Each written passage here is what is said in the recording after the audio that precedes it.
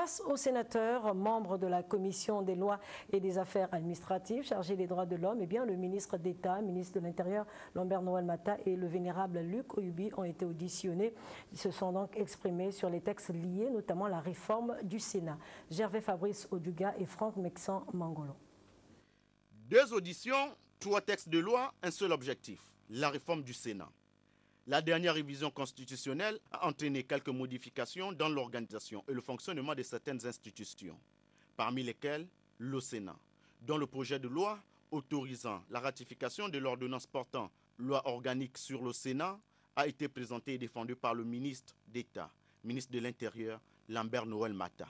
Ce texte fixe le nombre de sénateurs élus et le nombre de sénateurs nommés, leurs indemnités, les modalités et conditions de leur élection et de leur déchéance. Il en est de même pour le projet de loi autorisant la ratification de l'ordonnance portant dispositions spéciales à l'élection des sénateurs.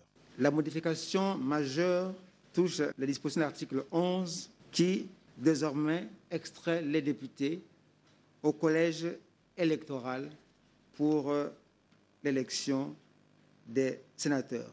Toujours dans la suite de cette réforme, le vénérable Luc Oyubi, premier vice-président du Sénat, a présenté et défendu le texte lié à la révision du règlement intérieur du Sénat. La réforme du règlement du Sénat a été soumise et approuvée par le bureau et la conférence des présidents de notre institution.